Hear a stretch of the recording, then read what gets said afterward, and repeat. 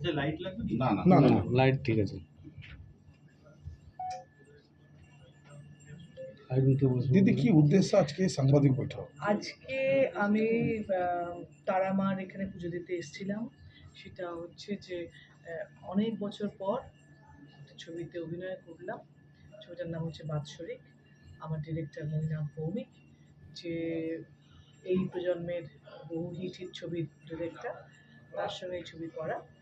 সেই ছবিটার জন্য আমরা পুরো ইউনিট আমাদের তারা মার এখানে পুজো দিতে এসেছি, আমাদের প্রডিউসার চন্দ্রিমা। তো আমরা যেহেতু ছবিটা এইখানে বীরভূমে এই মুহূর্তে কোনো হল নেই, কিন্তু আমরা নেক্সট ডেতে আমরা বোলপুরে রিলিজ করতে রিলিজ করি। এখন সব কলকাতার আইনক্সে রিলিজ হচ্ছে আগামীকাল থেকে। তো যারা ছবি দেখো, ছবি ভালো লাগলে, এত বছর পরে কাজ করা সার্থক হবে। থিমটা যদি বলা যায় সিনেমাটা একটু বলো। এটা প্রাইমারি একটা ভূতের ছবি, দুটো মহিলার ছবি, মানে সম্পর্কের ছবি, তার সঙ্গে একটা ভূতের একটা স্বাদ থাকে।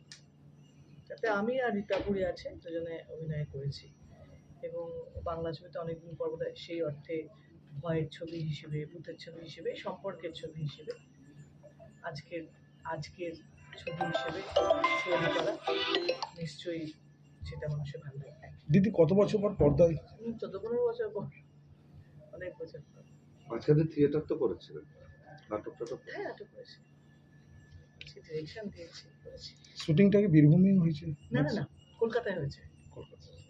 কলকাতায় হয়েছে, একটা বাড়ির ওপরে গল্প, যেটুকু বাইরে ছিল ওই সব কলকাতার বেস করেছে।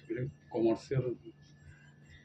এখন তো আর কমার্শিয়াল ছবি বলতে আলাদা করে মানে ওই অর্থে হয় না। মানে আমরা যে ছবিগুলো করতাম সেগুলোকে কমার্শিয়াল বলা হতো। নাচ গান, অ্যাকশন, গাড়ি উড়ে যাচ্ছে, হিরো 20 জনকে মেরে ফেলছে, ভিলেনকে, সেগুলো তো এখন আর সেই অর্থে কমে গেছে। এখন রিয়েলিস্টিক এবং কন্টেন্ট ভিত্তিক ছবি হচ্ছে, সাবজেক্টগুলো অন্যরকম হচ্ছে। এই এরা এখন যারা ডিরেক্টর তারা ওরকম ছবি বানাচ্ছে, মানুষ দেখছে।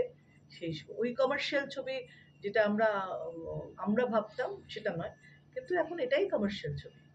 ওটিটিতে আসবে কোন পরে এরপরে প্রথমে এখন তো হলে সিনেমাতে রিলিজ হবে? হলে রিলিজ হবে, হলে লোক দেখবে, তারপর যেরকম প্রসেস।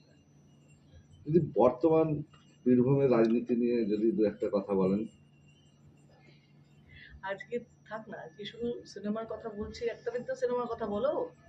বীরভূমে সারা বছর তো হবে। কোনো হলে কি এরকম বীরভূমে কোনো হল নেই। আমি তো দেখলাম যে কোনো এখন তো সিঙ্গেল